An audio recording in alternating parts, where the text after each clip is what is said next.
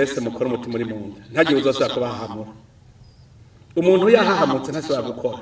buca mpunga ntashobora gukora nagira ndababwire yuko mu Burundi nta ngwano izopfa isubiriye kuko nta mvo yayo nimwe iboneka ibi bavuga ngo amakudeta ntashoboka uca amajahe hose hugara mugira indongozi zitariko zirakora uko bimeze tuzokama twatuhindu kuko twe dukeneye abaramira rone igihugu Tekano umunezero ntangere byo gusubira kubana namwe abanywanyi mukurikira amakuru n'ibiganiro tubandanya gushikiriza imisi yose kuri imbonesha kure y'umuhuza TV ndagwaye kaza ubwo buherereye hose muri uyu umugoroba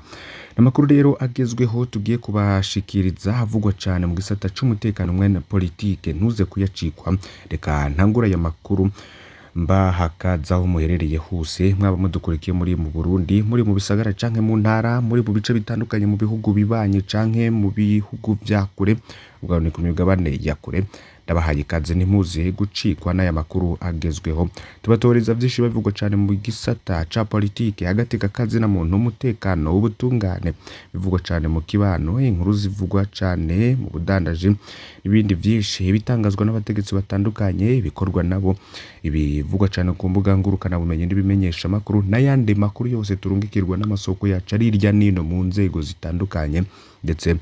no mu bice bitandukanye bigize igihugu c'u Burundi ndabahaye kaze muri uyu umugoroba muri aya makuru adasanzwe yo kudatibaye hari ibibanza bimwe vyingira kamaro kandi bikomeye bifatwa n'ababa bakoze kudeta harimo iradio n'imbonesha kure vy'igihugu ico ni cambere ikindi kibanza gifatwa n'abakoze kudeta ni ikibuga c'indege ikindi gishobora gufatwa nuko ibiro by'umukuru w'igihugu nabyo bifatwa n'abakoze kudeta ivyo rero ni ibintu bitatu biranga amakudeta atandukanye mu bice bitandukanye vy'isi yaba muri Afrika ndetse no ku yindi migabane ya kure nubwo bidasanzwe biba inshuro nyinshi muri uyo mugoroba rero turaza kugaruka kuri aya amakuru arabana na kudeta mu gihugu c'u Burundi murazi ko mu minsi iheze ku mutekano warongerejwe kuri radio n'imbonesha kure vy'igihugu RTNB ndetse no ku biro vy'umukuru w'igihugu hakaba harongerejwe umutekano abasirikare rero barakikuje ndetse bafise ibikoho bikomakomeye hamwe n'imbwa zisaka ivyo byose rero abantu babibonye boba baragize ubwoba bavuga ko kudeta yoba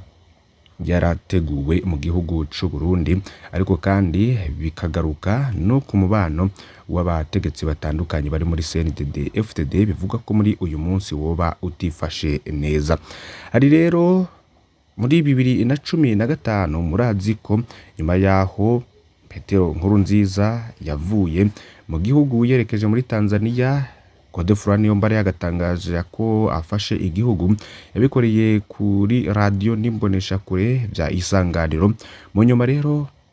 Perezida Nkurunziza yavuye ahagarika ingendo zose mu bindi bihugu inyuma ya kudeta yari yakorewe ku wa 13 Rusamba 2015 maze iraburizwamo ibiro by'umukuru w'igihugu ahari iki gihe byarashizeho n'ibiro by'urwego rw'umutambukanyi wiwe bazokorana ndetse urwego rw'iperereza narwo rurakomezwa cyane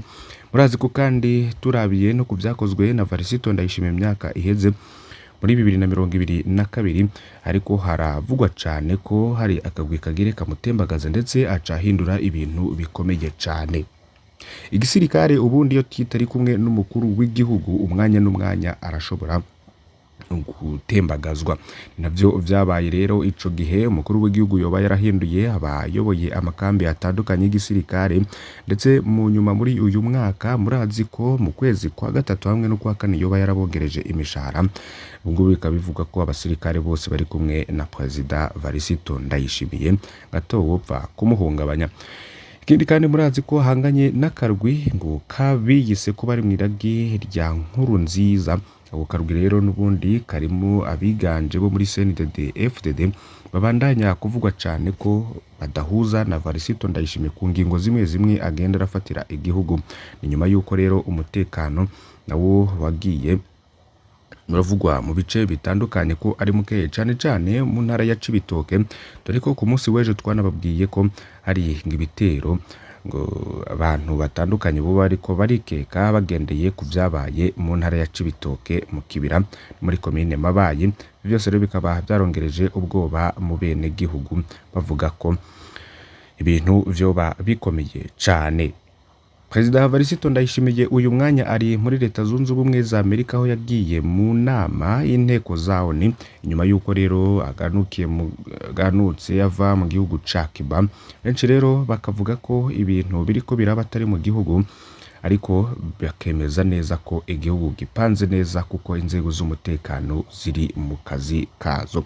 Kindi ngo n'ingendo nyinshi zikorwa mu mahanga na Perezida Perezida Ndayishimiye n'umutambukanyi wiwe gese ngo zoba zikenewe iki gihe ngo Burundi n'abarundi bari mu bukene butagira izina. Kubashitse ku butegetsi mu mwaka 2020 umukuru w'igihugu cy'u Burundi Perezida Ndayishimiye reka akora ingendo nyinshi mu bindi bihugu bitandukanye byo kwisi. Bamwe mu barundi rero ngo barakengurutse cyane kuba Perezida Ndayishimiye yashoboye gukura Burundi aho bwari bwiyugaranye kuva muri 2015 nyuma yaho mugenzi we yasubiriye umuhisi Perezida Nkurunziza yahavuye ahagarika ingendo zose mu bindi bihugu inyuma ya kudeta yari burijwemo muri 2015. Ibiro by'umukuru w'igihugu rero ahari iki gihe byarashizeho ibiro by'urwego rw'umutambukanyi wiwe bazokorana ndetse urwego rukaba rwandikiwe mahera atari make ruzoza rurakoresha imigambi buri mwaka. Kadundura Perezida Ndayishimiye amaze iminsi nawe akora ingendo nyinshi mu bihugu bitari bike byo kwisi. Amafaranga akoreshwa nawe n'aba bamuherekeje mu izo ngendo ari umurengera. Twikoze kumwe ku bahinga rero yize iby'imigendera yandi makungu asanzwe yigisha amakaminuza atandukanye yo mu Burundi atashimye ko izina ryiwe ritangazwa ku mvu z'umutekano wiwe. Akagira ati ukuri naje ndi mu bashima cyane kuba Perezida Ndayishimiye yagiye asubiza itoto Burundi mu kugira basubire kuja ahabona mu makungu. Aha turavuga nko kwitabira amanama mpuzamakungu ndetse akanashikiriza ijambo, ariko ico tutahuriza ko rero ngo hariho n'ingendo zimwe zimwe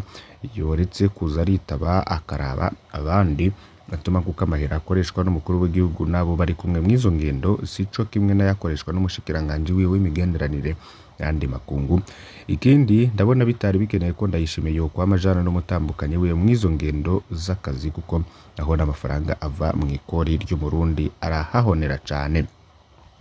Undi murundi rero atuye mu gisagara ca Bruxelles mu gihugu c'ububirigi wewe ntaryo munwa mu kuvuga ko ingendo zimaze igihe zikorwa n'umukuru w'igihugu c'u Burundi hamwe n'umutambukanyi wiwe ataco zazaniye umusaruro ku Burundi, ko ahubwo ubukene n'inzara bitera vyongera mu Barundi. Agira ati ingendo nk'izo ndabona ahubwo zari zikwiye no gufutwa kuko mu vyegeranyo biguma bisorwa mu Burundi n'amashirahamwe mpuzamakungu biguma bishira igihugu cacu mu mwanya wa mbere ibihugu bikenye kwisi. Kazirya miliyoni zikoreshwa mu rugendo rumwe gusa ngo ntizosahiriza cane mu gisata c'uburimyi canke zigahabwamo akazi urwaruka rushomereye muhira. Sabe Perezida Ndayishimiye garabira akarorero ka mugenzi we umuhisi Perezida John Pombe Magufuli yayoboye Tanzania aho yafashe ingingo yo guhagarika ingendo zo mu bindi bihugu kuko yabona ko zitwara amafaranga menshi cyane y'igihugu maze ahitamwo kurugwiza ibikorwa vy'iterambere. Unavyo Burundi n'abarundi ubukene barimwo izo ngendo na zone zije gusongera isibe. Mwimbo Barundi rero asanzwe akurikiranira hagufi bibera mu Burundi ni Pacifique rinahazwe menyesha ko hagati y'igenekezo ry'umunani ruheshe n'irya 17 Nyakanga 2023 Perezida Ndayishimiye amaze gukora ingendo 9 mu bihugu 11 no kuvuga ko ikiringo c'imisi 100 zo bamaze kumara imisi 34 mu mahanga. Nawe mutambukanyi wiwe